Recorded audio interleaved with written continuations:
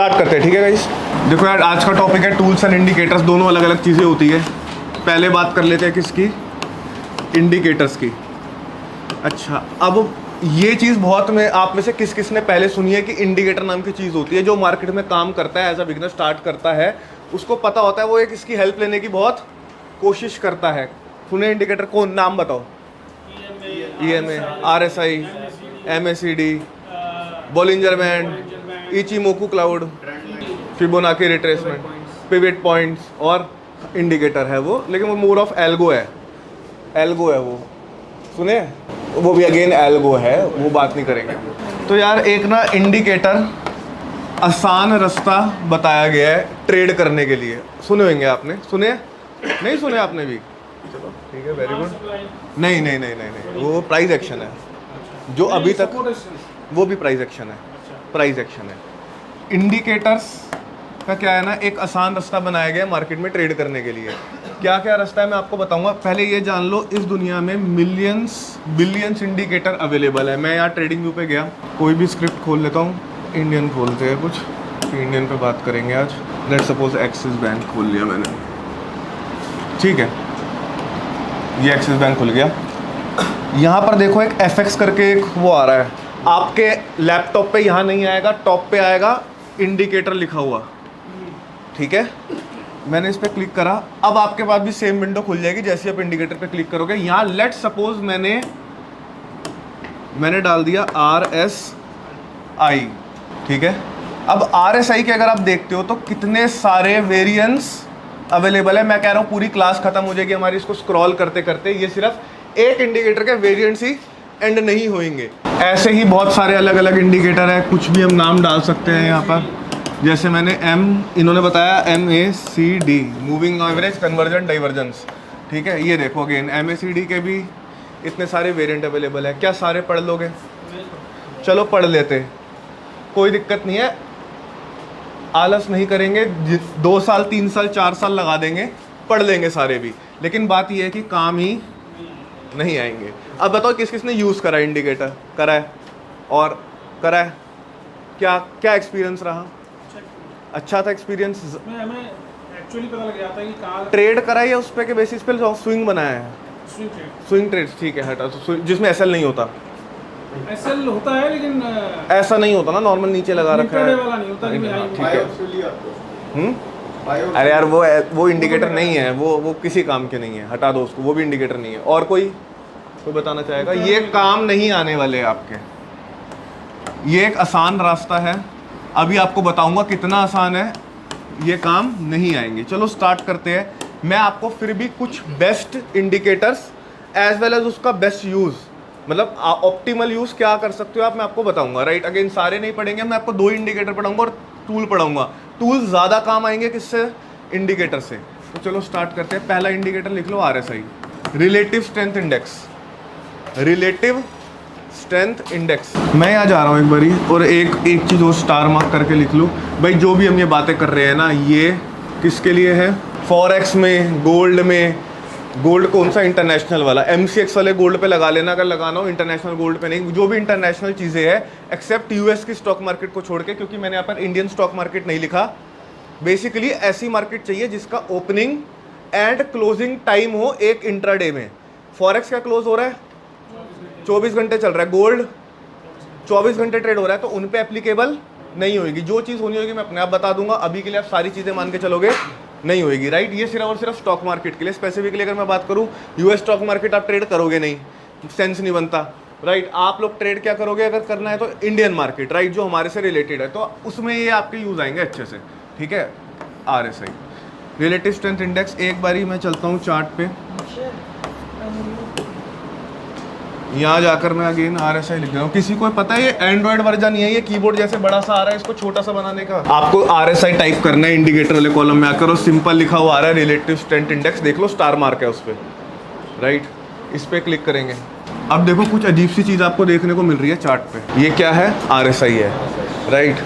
अब सबसे पहले तो एक काम करना है, इसकी सेटिंग में चले जाना, यहाँ से सेटिंग खोल ली मैंने, राइट। स्टाइल्स में चले जाना एंड सब बंद कर देना, ठीक है। सिर्फ क्या ओपन छोड़ा है मैंने? RSI, बेकार। अगर यूज़ करना है तो फिर ये सब बंद यूज़ करके करना, आराम से जो हमारा काम है हो जाएगा।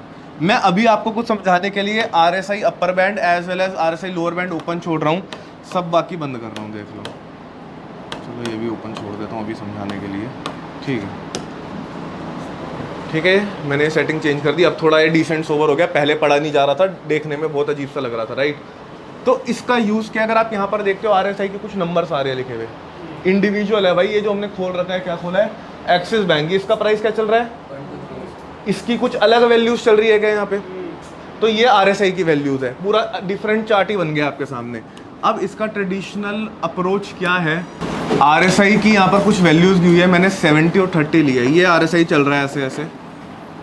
अगर ये 70 से ऊपर चले जाता है RSI की वैल्यू, तो ये चली जाती है किसमें, ओवर बॉट जोन में। देखो आप लोगों को पता भी था, ठीक है। ओवर बॉट जोन का मतलब क्या हो गया, हाँ ठीक है, लोगों ने बहुत ज़्यादा खरीद लिया, तो क्या कर दो, अगर ये चले जाएगी 30 से नीचे तो ये ओवर सोल्ड जोन में चली गई। लिखो मत चाहे, इसको काम नहीं आएगा, मैं आपको सिर्फ एक जनरल चीज़ बता रहा हूँ। ओवर सोल्ड जोन में चली गई तो क्या करना है, बाय कर लो। मतलब लोगों ने ज़्यादा बेच दिया, प्राइस ऊपर चला जाएगा, ज़्यादा खरीद लिया, प्रॉफिट बुकिंग आ जाएगी, मार्केट से प्राइस नीचे आ जाएगा, ठीक है। तो ये एक ट्रेडिशनल यूज़ हो गया RSI का, जिस तरीके से हम कर सकते हैं। ऐसा एक बार चल लेते हैं गूगल पे, क्लियर कट एग्जाम्पल, ठीक है। RSI ओपन है यहाँ पर, वो वही बात कह रहा है कि 70 है, 70 से ऊपर क्या करना है, बाय नहीं सेल, शॉर्ट करना, क्योंकि ओवरबॉट जोन में चली जाएगी।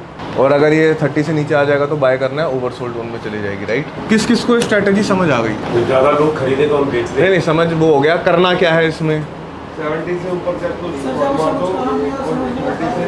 किसका काम नहीं है, बिल्कुल फ़ायदा है।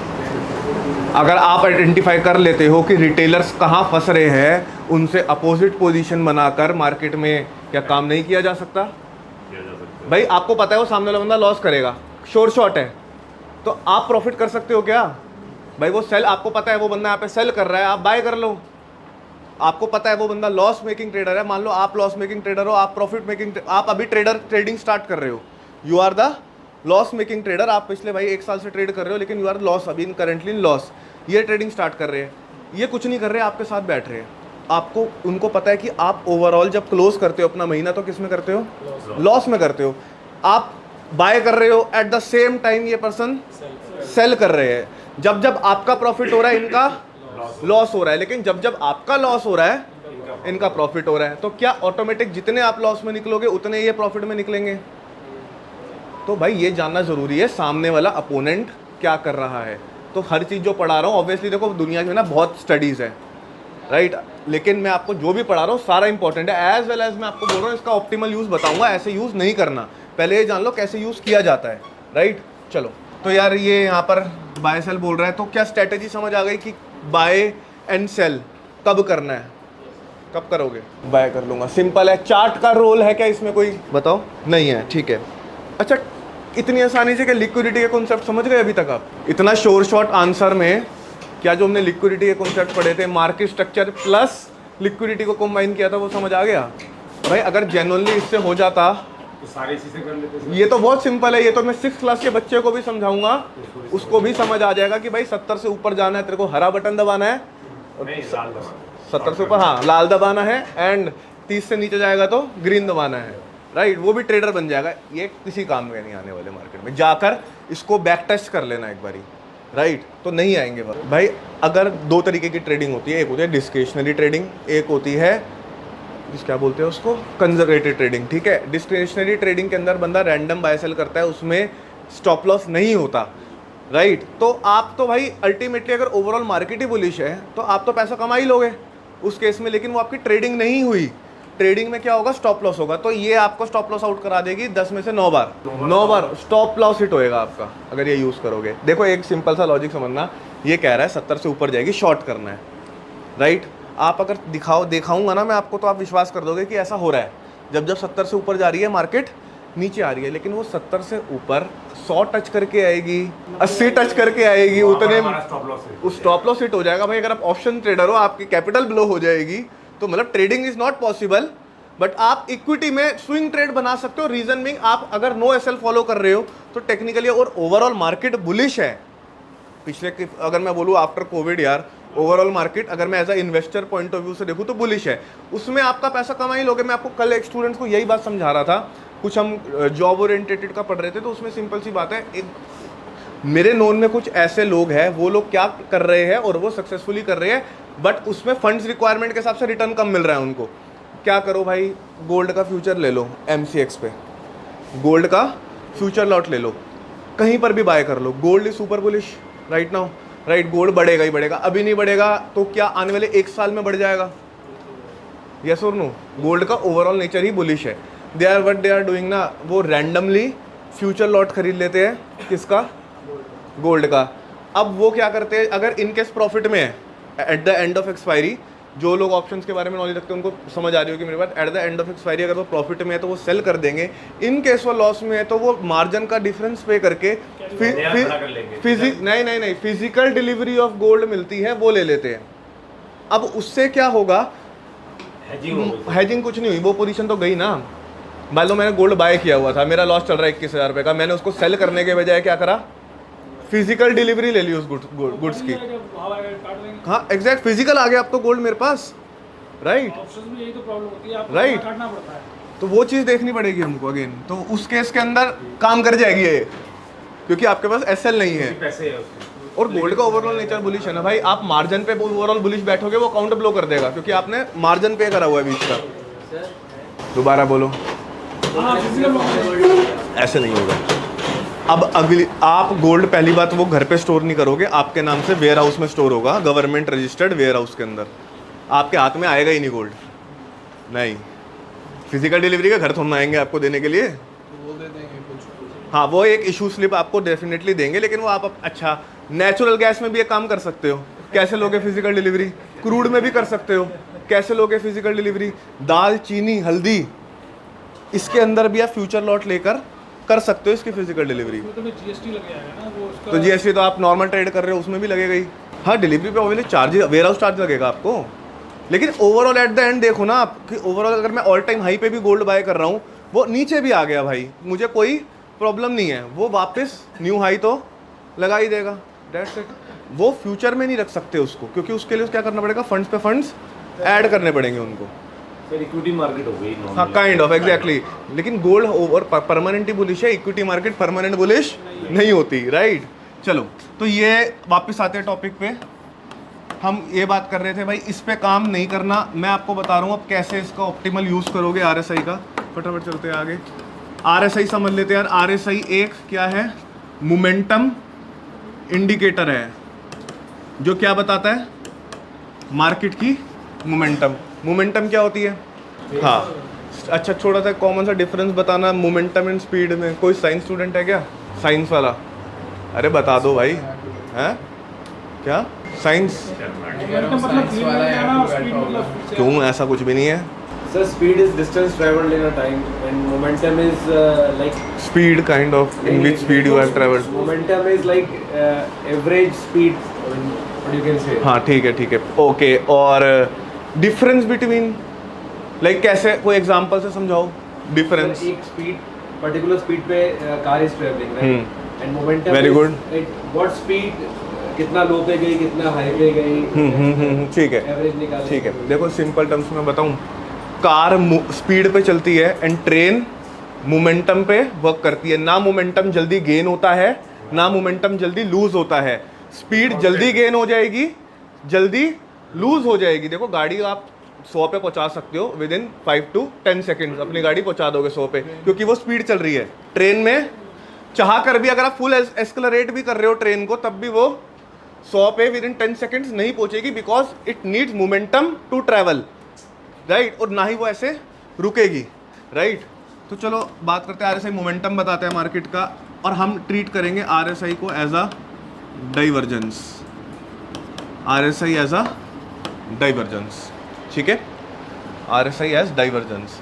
अच्छा डाइवर्जेंस का मतलब, ये अगेन इंग्लिश वर्ड है ना भाई, डाइवर्जेंस मार्केट के कॉन्टेक्स्ट में हुआ ऐसे ही बता दो। डाइवर्जेंस एग्जैक्टली मतलब कि कुछ अलग हुआ, राइट। सिंपल कि यार लेट सपोज ये एक हाईवे जा रहा है NH44 का, यहाँ पर किसी कंस्ट्रक्शन की वजह से ये रूट क्या कर दिया, डाइवर्ट कर दिया वापस इसी हाईवे पे, वो यहाँ कनेक्ट हो जाएगा। होता है क्या ऐसा, ये अगर यहीं पर हो रखा है यार, ये मधुबन चौक पे आई थिंक मेट्रो का काम, मेट्रो का काम हो रहा है, तो उन्होंने क्या कर रखा डाइवर्ट है, करा वो डाइवर्ट करा हुआ है इस तरीके से रूट को, तो वो इट इज डाइवर्जेंस की मतलब एज यूजुअल से कुछ अलग। एक बार हम यहाँ चलते हैं, मेरे को ना RSI में कुछ चीज़ ऑब्जर्व करके बताओ कि इसका प्राइस के साथ क्या रिलेशन है, मतलब कुछ अपना दिमाग चलाओ पहले कि क्या आइडेंटिफाई कर पा रहे हो। देखो क्या ये सही कह रहे हैं, सही कह रहे हैं, देख लो एक बार ऑब्जर्व कर लो, पूरा पूरा जितना चार्ट है ना यहाँ से स्टार्ट कर दो, यहाँ से स्टार्ट कर दो। अरे रेप्लिका है वो ठीक है, लेकिन ऐसा मत सोचना चार्ट से पहले मिलेगा ये। एक पॉइंट और लिख लो, लिखना है तो, हाँ एक पॉइंट और लिख लो, all the indicators are lagging, मतलब पहले क्या हिलेगा, प्राइस हिलेगा, मतलब चार्ट हिलेगा। और इस दुनिया का कोई भी इंडिकेटर आपको ये नहीं बता सकता कि आगे क्या होने वाला है, सिर्फ इकलौता एक ही चीज़ है, प्राइस। जो ये स्टडी कर रहा है अभी तक आपने, वो चीज़ है जो आपको ये बता सकती है अब यहाँ से क्या प्रोबेबिलिटी बनती है। इंडिकेटर सिर्फ बाय सेल बताएगा, वो भी गलत, उल्टे सीधे। सारे लैगिंग है भाई, सारे लैगिंग है, सारे लैगिंग, कोई भी पकड़ लो। लेकिन देखो यार, मैं आपको बेस्ट ऑप्टिमल यूज़ बताऊंगा, उस तरीके से आप इस दुनिया का कोई भी, मैं आपको पढ़ाऊंगा दो ही। अगर आपको let suppose Bollinger band use करना है, राइट, आई एम नॉट, मैंने सारे इंडिकेटर यूज़ करे अपने टाइम पर, राइट। तो क्या है ना, जब मैं आपको पढ़ा सकता हूँ तो मेरे को ऑब्वियसली मैंने यूज़ करा है, एज वेल एज मेरे को उसकी नॉलेज है। मेरे चार्ट पर कभी इंडिकेटर लगा हुआ दिखा है? नहीं दिखेगा भाई, कभी मैं यूज़ ही नहीं करूँगा इंडिकेटर, क्योंकि नहीं है काम के। देखते अभी इनिशियली आपको इंडिकेटर की हेल्प लग सकती है, लेकिन विद द टाइम क्या होगा, आपको इंडिकेटर की नीड नहीं होगी।